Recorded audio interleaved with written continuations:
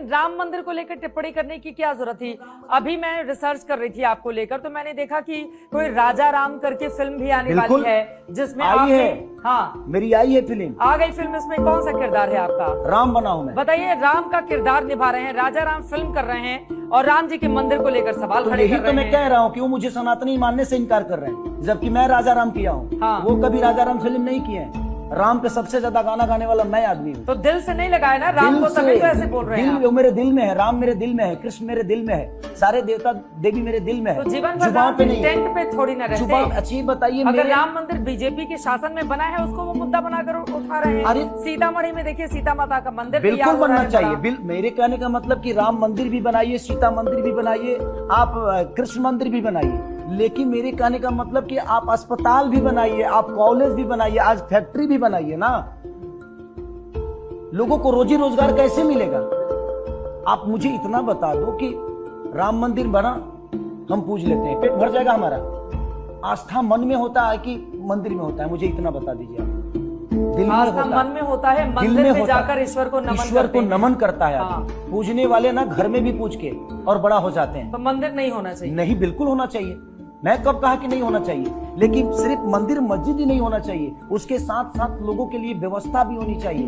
बीमार होते हैं तो क्या मंदिर जाते हैं हम, कि अस्पताल जाते हैं? मुझे बताइए। तो दोनों अलग अलग विषय है ना, दोनों अलग अलग विषय है। तो ये लोग उसको जब राम मंदिर नहीं था तब कौन सा अस्पताल यहाँ पर विपक्षी दलों की सरकार ने बनवा लेते, बड़ा बड़ा अस्पताल दिखा देते कि हमारे शासनकाल में देखिए कैसा अस्पताल बना। तब क्या हुआ? वो कह रहे हैं एम्स देने का काम हमने किया, बड़े बड़े अस्पताल देने का काम हमने किया, ये गिनाते हैं लोग एनडीए वाले। अच्छा ये बताइए, आज से 25 साल पहले का खेसारी हूँ मैं अभी? नहीं ना, तो मैं 25 साल पहले की बात क्यों करूं? अभी जो समस्या है मैं उसकी बात करूंगा ना।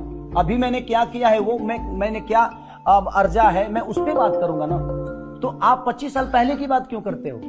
आप अभी की बात करो ना कि अभी आपने क्या किया है। तो अभी अगर किए हो तो बता दो कि मैंने ये किया, मैंने ये किया, मैंने ये किया, लोगों को रोक लिया, मैंने प्लान रोक दी, मैंने। अब सिर्फ यहाँ ट्रेन मिलती है, खास 12 जो ट्रेन खुली है बिहार के लिए, 12 फैक्ट्रियां लग गई होती, तो वो जो ट्रेन में भर के आते हैं, कम से कम वो 12 ट्रेन वाले कम से कम उस फैक्ट्री में काम करके अपने परिवार के साथ पलायन कम किया है। अगर लालू यादव राज से तुलना की जाए तो पलायन में काफी कमी आई है, ये नीतीश कुमार की ओर से ही कहा जाता है। अब मैं आ जाती हूँ दिनेश लाल यादव निरहुआ, उनकी ओर से आपको, वो खुद यादव समाज से आते हैं, आप भी उसी समाज का हिस्सा हैं, वो आपको यदमुल्ला बता रहे हैं, कह रहे हैं वो यदमुल्ला हो गया है।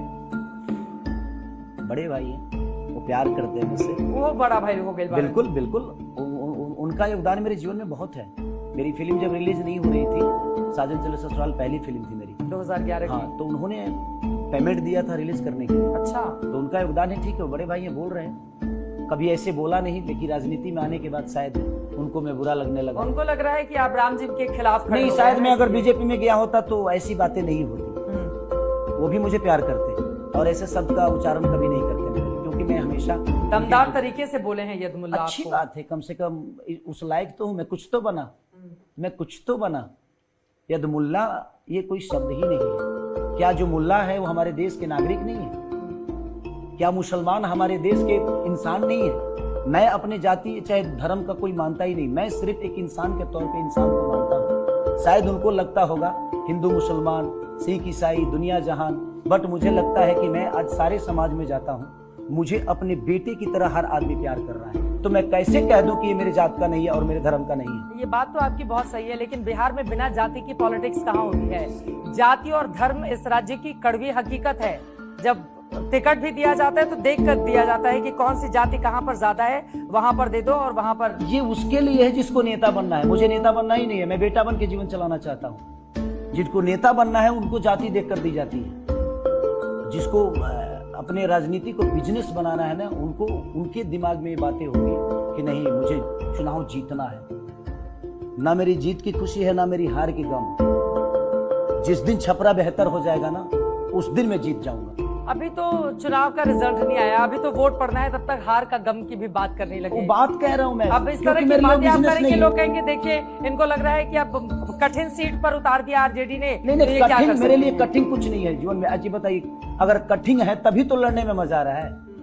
मजा आ रहा है, बिल्कुल आ रहा है, और मेरे लिए कठिन अब नहीं रहा है। क्योंकि मैं हर समाज में गया हूं और हर समाज के लोगों से मिला हूं और हर समाज के लोगों ने खेसारी लाल यादव की उस परिवार ने मेरी आरती उतारी है तो वो और मुझे स्टार आशीर्वाद को दिया। देखने आ रहे हैं ना, जो सुपर स्टार है भोजपुरी समाज का, उसको देखने आ रहे हैं। आपको नेता के तौर पर भी स्वीकार कर रही है जनता क्या? अब वो करेगी कि नहीं करेगी वो उसका विषय है। मैं अपने चीज को ना ऐसे में नेताओं की तरह नहीं बोल सकता कि है डंका के चोट पे ये हो रहा है, नहीं, ये जनता का विषय है। उनको लगता है कि उसका बेटा उसके लिए सही करेगा तो मेरे लिए वोट करेंगे, नहीं लगेगा तो नहीं करेंगे। इसमें दुख की कौन सी बात है?